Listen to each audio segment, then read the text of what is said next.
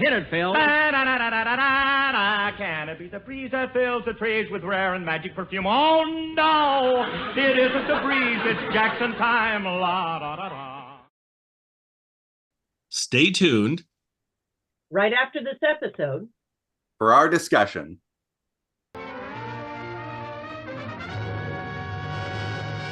The Jack Benny Program.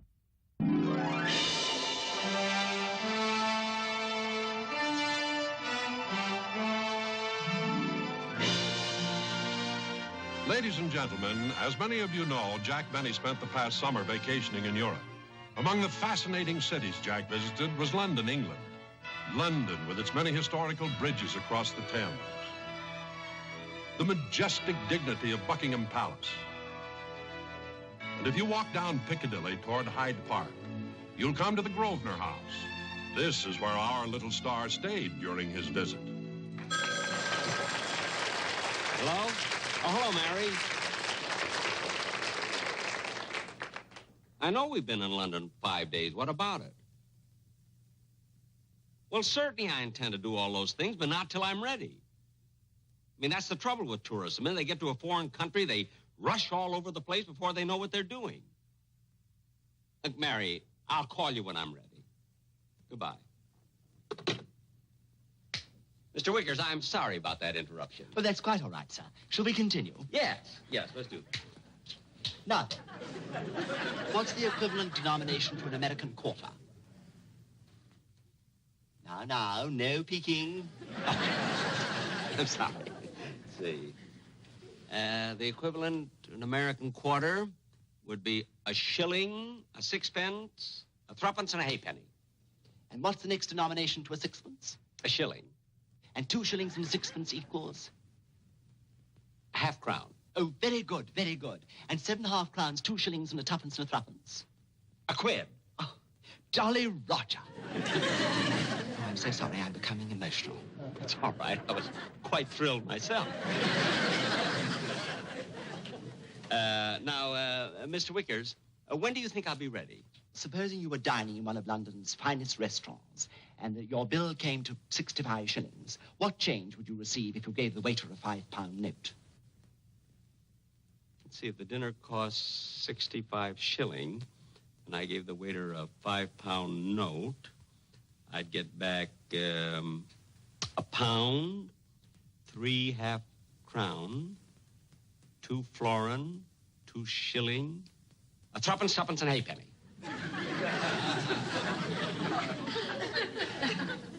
Oh, Mr. Benny, you're short a shilling. I left that for a tip. You left a shilling? Well, you told me it was a classy restaurant. Mr. Benny, you are ready.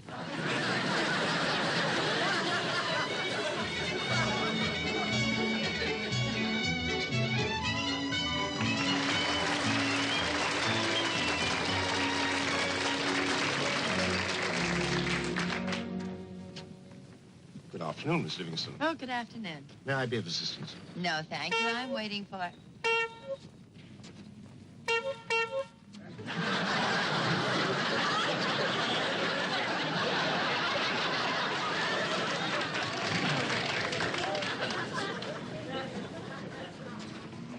Jack, how could you hitch a ride on a bicycle? I didn't hitch a ride. I was crossing the street, the bicycle hit me, I landed in the basket, and he was coming this way anyway. But now that I'm here, we know where you want to go, and we'll be off. Well, let's go to a travel agency and join a sightseeing tour where they have a guide and everything. Okay, come on.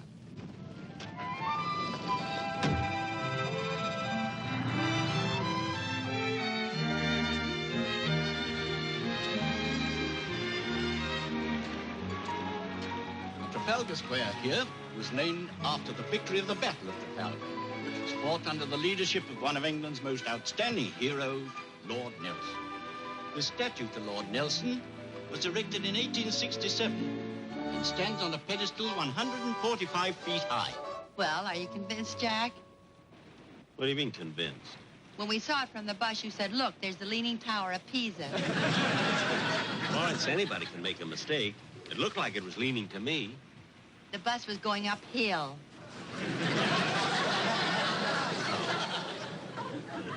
And this monument is a truly befitting memorial to one of the greatest heroes in the British Navy. I was in the Navy. Jack. Well, I was. See, I was stationed at Great Lakes.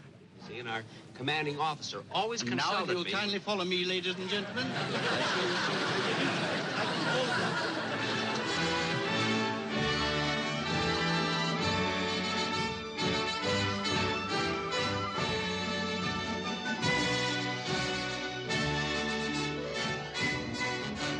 That is the White Tower, the original Tower of London, built by William the Conqueror in 1078. And behind us here is the Martin Tower, associated with the theft of the crown jewels by Colonel Blood in 1671. And now, if you'll kindly follow me, ladies and gentlemen.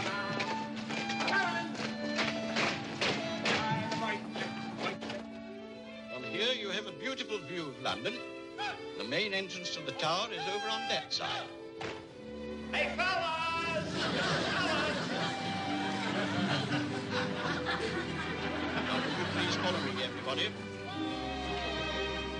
And these, ladies and gentlemen, are the crown jewels of England.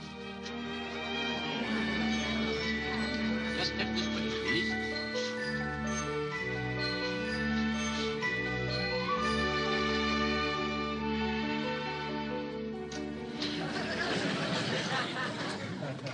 Look at those jewels.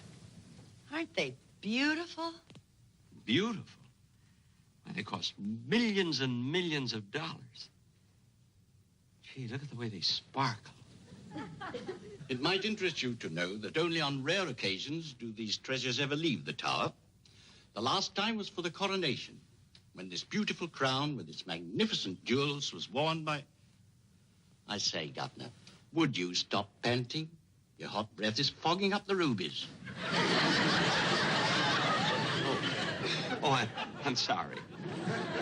Now that you've all seen these magnificent jewels, if you'll kindly follow me, I'll show you to the section of the tower that was once occupied by Henry VIII.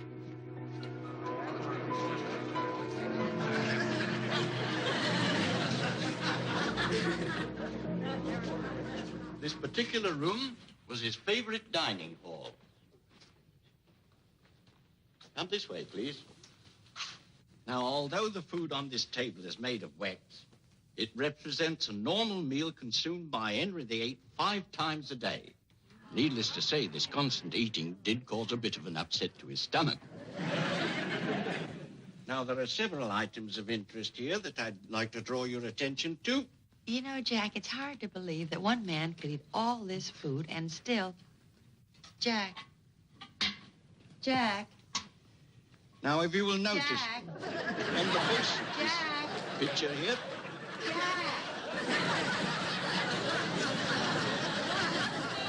Jack. For heaven's sake, stay with the group. Okay. Come on. you might find this difficult to believe, ladies and gentlemen. But as I was saying, King Henry VIII ordered the execution of his Queen, Anne Boleyn. It was an unfortunate incident. You see, Henry VIII accused Anne Boleyn of being in love with a handsome chap named Smeaton. Smeaton was a court musician. I'm a musician. Jack. Well, I am. This musician lived in 1533. Oh.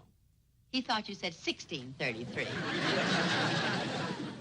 Mary, don't try to help me. Well, at any rate, poor Anne got her head chopped off. But Smeaton somehow managed to escape the fury of the king's vengeance. Well, if you ask me, this guy Smeaton was a dirty rat. Well, he was. I mean, why should Anne Boleyn have her head chopped off and Smeaton get away with it? I mean, it was all his fault anyway. Jack, why don't you stop talking? You're always wrong. Oh, no, ma'am. On the contrary, the gentleman is quite right. You see, Betsy has it that every night when the tower's locked up, the ghost of Henry VIII still roams around looking for Smeaton. You see? You see, Mary? You see? Nah. And now, ladies and gentlemen, if you'll kindly follow me, I'll take you to a room of unusual interest. This way, please.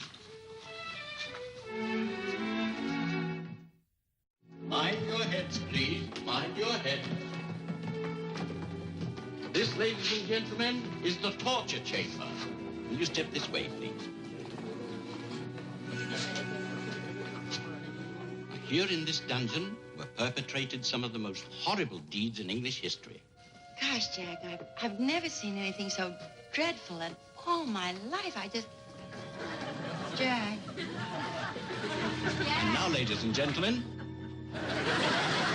Gosh, look at him.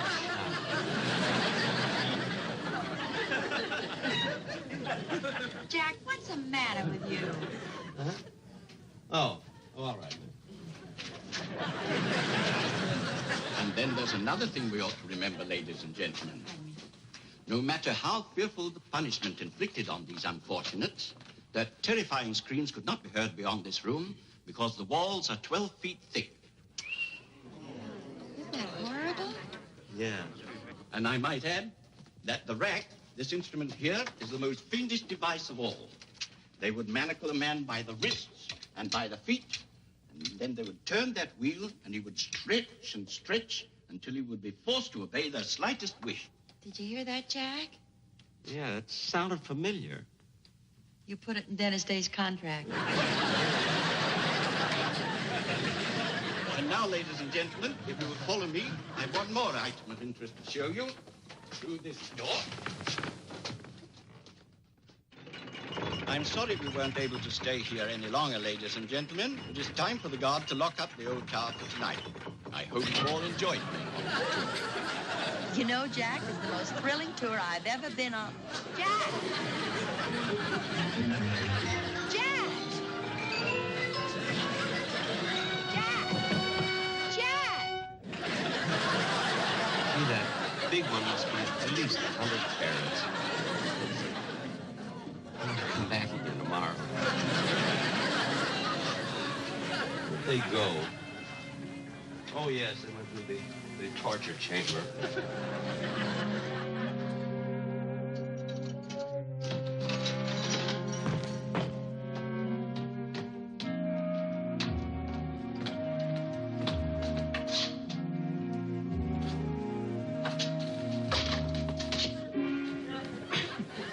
It's funny, the door is locked.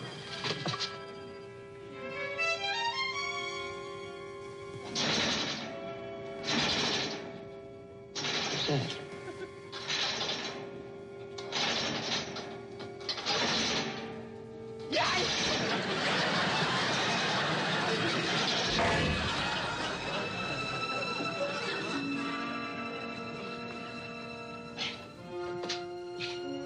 Mary!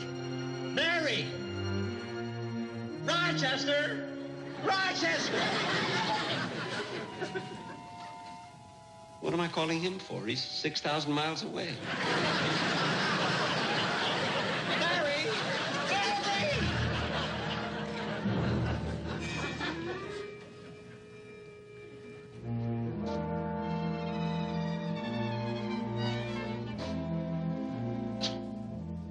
Gee, it's spooky in here. I gotta get out of here. Mary! Mary! Somebody! Somebody help! I'm locked in and nobody can hear me. Mary! Mary! That's right. Nobody can hear you. These walls are 12 feet thick. Huh? Who said that? Who said that? I did.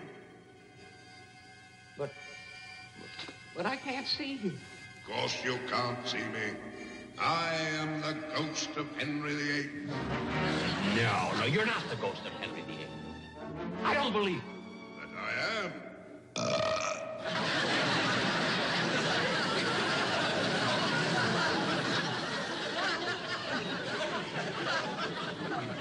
At last I've got you where I want you. No. Look, I didn't do anything. All I did, I came in here sightseeing. That's all, with a lot of tourists. That's all with Mary. Mary was with me. All we were doing was running around the place. What's happened? I've been waiting for this for a long time, and I've finally caught up with you. Me? Yes, you. The secret lover of Anne Boleyn. No. No, you're mistaken. I'm Jack Benny, star of stage, screen, and television. Honest, I am. No, you're Smeaton. Go over to the mirror and take a look. Take a look? You're darn right I'll take a look. This is ridiculous. I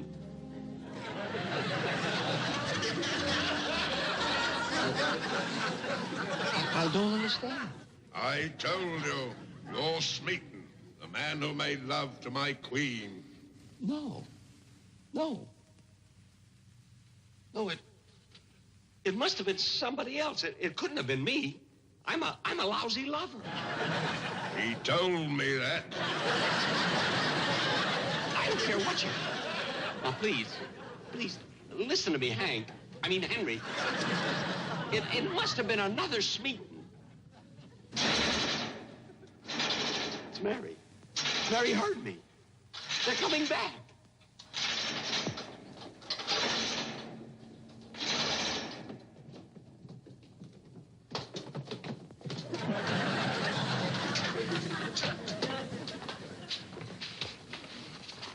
By order of His Majesty, King Henry VIII, you, Smeaton, court musician and secret lover of Anne Boleyn, are hereby accused of committing the following crimes, referred to in the Royal Criminal Code as 27A. I'm not guilty. 33B. Not guilty. And a 9 and 6. Not... Wait a minute. 9...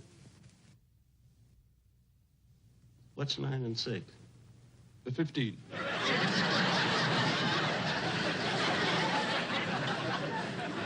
How do you plead? Stupid. You are therefore, by order of King Henry VIII, sentenced to suffer the agonies of the torture chamber. Get the torture.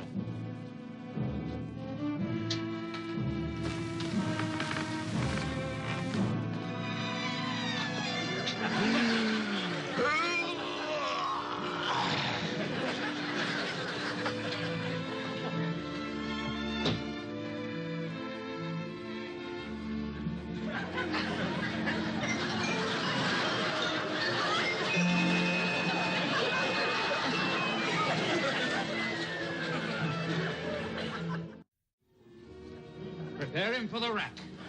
Wait a minute. Wait, you can't do this to me. Look, you got the wrong Smeaton. Look, I'm not the guy. Please, fellas, if you let me go, I'll give you each 100 gillion. What's a gillion? That was money before our time. Stretch it.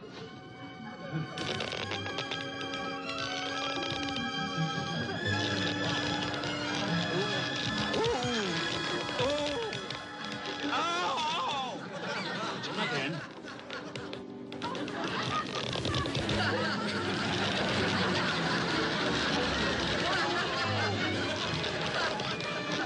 Cut me loose! Cut me loose! All right, execute. Now cut him loose.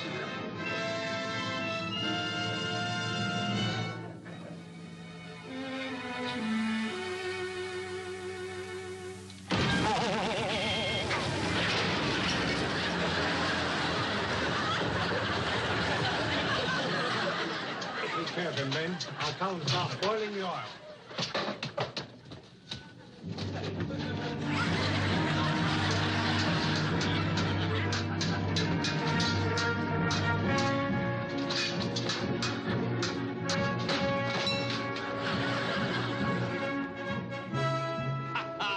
I'll give you a sporting chance.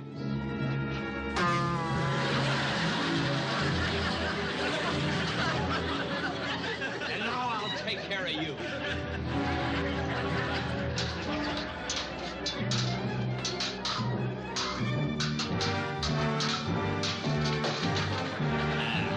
No sporting chance for you.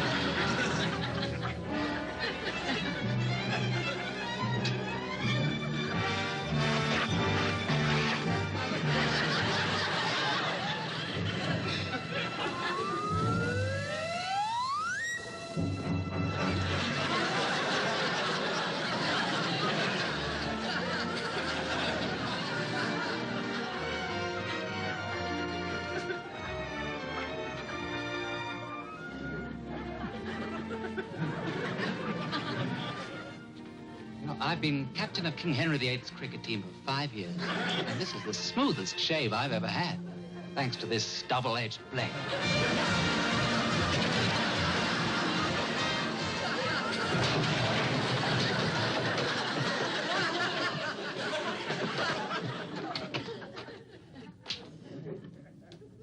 Defend thyself, Smeaton.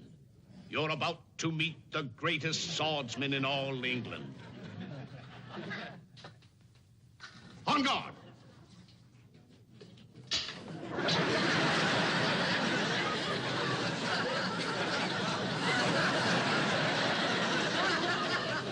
I'll get another.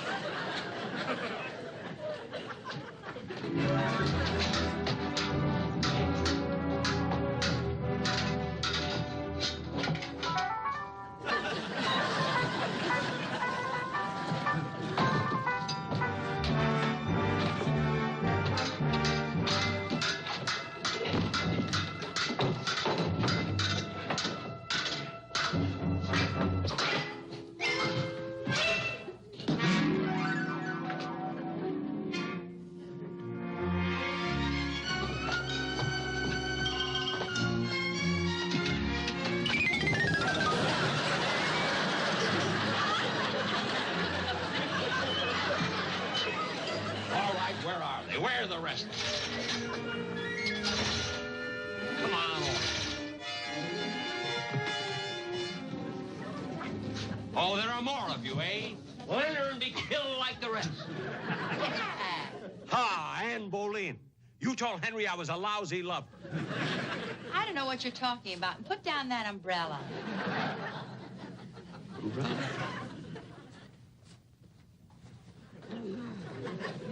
What was all that screaming about? Enter and be killed like the others. What was that?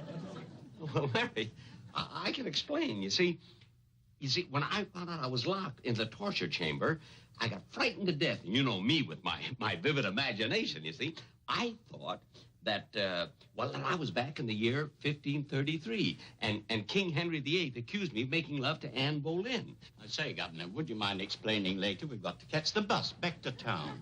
All right. Come on, Mary. All right.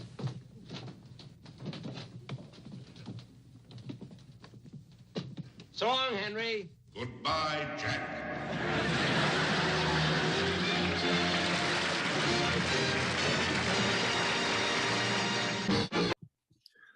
Well, hello again. This is Buck Benny speaking. I'm joined with our friends Terry Phillips and John Henderson. Hello. And we are so delighted to be able to bring you another episode of our world traveler, Jack Benny, as he travels the world. In our traveling series this summer, we're bringing you all his international travels, and it should be fun. We started off with, of course, he had to get a passport. So we started off with the passport episode, which was a wonderfully fun episode. And I decided the first one we bring you of his actual trips anywhere would be his trip to England. And so it's all about that. For me, it's fun listening to these episodes because my wife and I, before we had kids, we took a trip to England and all around Europe and things. And it was a delightful trip. And what was special about England that I liked, I mean, we like went to Germany, and it was fine. And you know, we'd try and speak a little German, and they would try and speak a little English, and so that was fine. And we went to Spain, and so they spoke Spanish, and of course that's harder to get into. Well, then we go to Great Britain, and it was lovely because all the people were willing to speak American to us. I think they were speaking Britannish like around the corners when they weren't with us or something, but they sometimes got some things wrong. I mean, what are you going to do? I mean, you get there and they're talking about a lift and I'm like, what are you talking about? The elevator. Okay. So I had to teach them a little bit, but hopefully they'll spread it around and they'll all get to start using the correct American language that of course we originated. So anyway, onwards and upwards with the Jack Benny show. And I love this episode way more than I thought I would. It was entertaining, and I'll just throw one thing out there, then we'll move on. But I've watched a lot of Jack Benny television episodes, and I never expected to see Jack Benny in a sword fight, and so that was definitely entertaining, and I enjoyed it. Anyway, we'll go to John. John, what did you see in this episode that was? Well, this is the most unusual Jack Benny episode that I have ever seen. That's right. Yes. So it took me a bit to get on board because it is quite cartoonish. And so I sort of had to like reframe how I watch this. This is something that's, might be normal for like the movie Airplane or there's scenes in here. The stretching rack scene, I totally did a flashback in my brain to Princess Bride with the stretching, with the being on the stretching thing. So yeah, I agree. It was a lot like those Airplane, Princess Bride, all that kind of stuff. Yeah. Or like if you want something like old school, I've seen some clips from Olsen and Johnson, and it's also just these zany, outrageous, crazy things. And you don't expect that with Jack Benny. Jack Benny usually plays things straight, and it's in his inflection and in the content of the words that he's speaking. Whereas this is quite out there. But once you can wrap your mind around it, there's a lot of funny gags. Like I liked the shaving gag. And in it, if you listen carefully, right after they do the shaving gag in this episode, they do a musical cue, which is, the look sharp, feel sharp commercial jingle. And I thought it was interesting because I learned on a different Jack Benny episode that was actually written by Malin Merrick, which is the musical director in this episode also. So it makes sense that he would be quoting himself there a little bit. Yes. Well, and I was thinking as you were talking about that, I hadn't really thought about that too much, about the comedy and how different a comedy was. Could he have been also trying to do British kind of comedy? Because they are at least at the time, they were more into the zany sort of comedy pieces, I think, a little bit. Maybe it also reminded me of a cartoon, because I'm pretty sure Mel Blanc is doing the voices of all of like the soldiers or whatever. Yeah. So listen carefully. You let me know if you think that I'm wrong. But the voices coming out of those guys' mouth, they don't sound like those guys. They sound like Mel Blanc doing a voice. Well, what did you think, Terry? Well, first of all, I would say that this was one of the best and one of the worst episodes I've seen. And one of the best because there was so much to laugh about. Beginning with the opening where Jack is learning or being tested on his knowledge of old British currency. I just found that hilarious. Yes. And by the way, it was so perfect for Jack. It was. Yeah. And just to put this in context, prior to 1971, the money in Great Britain was crazy. They had guineas and half crowns and tuppence, and there was all this. It was sort of like the way they measure, we measure everything as opposed to the metric system. It was a complicated, arcane monetary system. But Jack, being obsessed with money, of course, had to master that. That was what was important to him. Yeah, but very well done. Very, very funny. Yes. On the other hand, that is when it starts to fall flat for me, is after that bit. But, yeah. Well, yeah, because on the other hand, it was, John, I think you're right. It was cartoonish. Not that it wasn't funny, right? But it was also kind of predictable. He kept going back to look at the crown jewels and Mary dragging him, and it's again, it had value, but it's not the Jack Benny show that we came to admire and appreciate. But definitely worth watching. Yeah. And the other thing that I liked about it, if you're going to do an off type of show, go all the way with it, which they did. I mean, I don't know where they shot it, but they I think, must have used one of the big studios in the UK. They obviously didn't shoot it at the Tower of London, Right. but yeah, you know, they just, with the costuming and the choreography and all of that stuff, it was really great. But it was great in a weird way. The last thing I want to point out, this is a really small detail, is that early in that episode, Mary walks out of the hotel where she's staying, and it's the Dorchester Hotel. And that might well have been where they stayed, because it's a 5-star hotel. A lot of celebrities stayed there, and I think still stay there. It's one of the great hotels in London. So I thought that was kind of a nice touch. Yeah. A small thing, but yeah, what the heck. Yeah, really interesting. And I did like to see Mary, because we don't get to see her very often on the television program. Yes. And I wonder how it will be to the people who listen and don't follow the link and watch it on YouTube. Because there's a couple of things that I don't think you could quite understand if you're not seeing it. But no, this is definitely one where they should watch it on YouTube. I mean, this is probably the most one of the most visuals you'll get. And all you're going to hear is a bunch of clanging of swords versus watching Jack in a sword fight. I'm sorry, it's worth your price of admission to go over there to YouTube for free and check it out, because that is so much fun. I will say about the sword fight, though, they did that whole bit that you've seen a million things, where somebody gets a sword knocked out of their hand, and then they flip another sword into their hand. The other person like gives them another sword by flipping it with their sword. And then it reverses, and Jack does the same thing. I was really hoping that when he flipped the sword, it was going to actually ram the other person and do them in. That would have been too predictable. What was that? That would have been too predictable. Oh, right, probably so. But yeah, so that's why you don't have me write for the Jack Benny. Be very, very, very redundant. Anyway, John, did you have something else you were going to share? The only thing I was going to say is there is one joke in there that I feel like would work better on radio, which is like, you know, your hot breath is fogging up the rubies.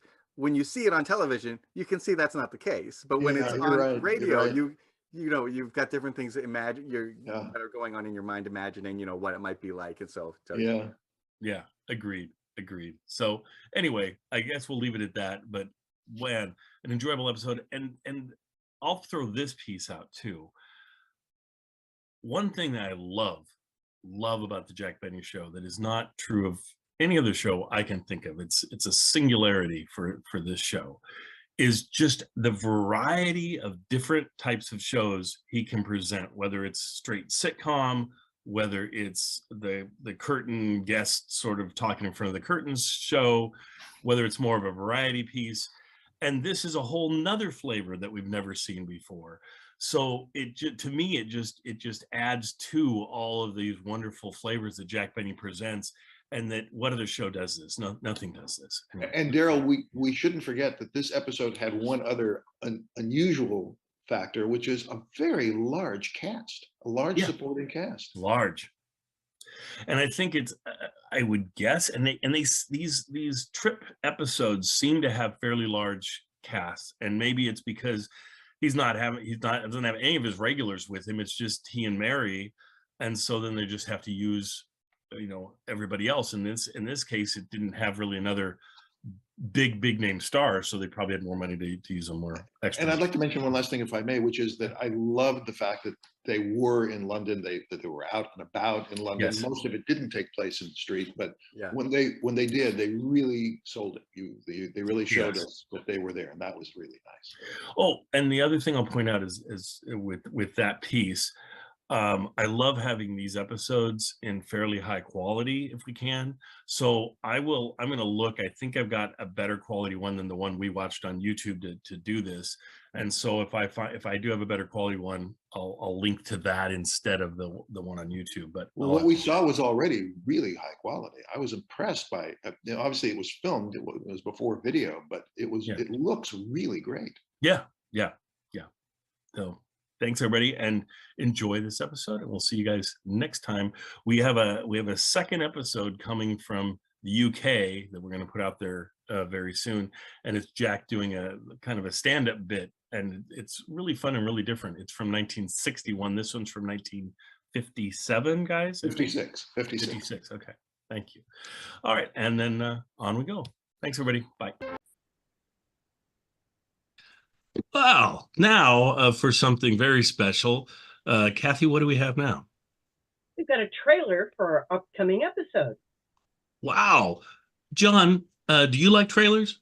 Ooh, do I? All right, let's see it. That's right, honey. Tonight we're going to see what happened to Jack while he was in Rome. Oh, look, Don. Isn't Rome a beautiful city? It certainly is. And isn't that the Fountain of Trevi? Uh-huh. There's the Forum.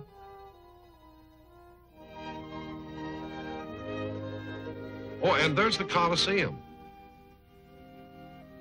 Well, and there's the airport where Jack arrived.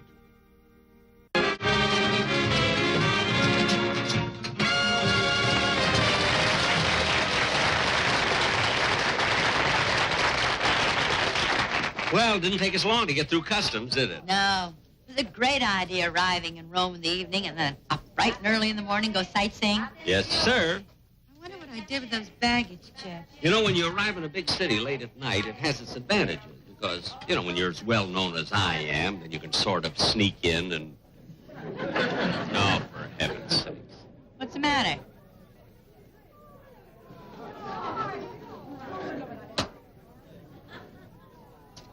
For once, I thought I could get into a town without everybody knowing I'm here. Oh, well, I might as well get it over with. Let me have your pen, will you? Here you are. Here they come. There they go. Oh, che voce bella. Tenore di La Scala, Milano. Oh. Who does he think he is? Why don't you get his autograph and find out? Mary, I didn't come to Rome to get autographs. Well, I'll find out. All right, I'm going to buy a guide.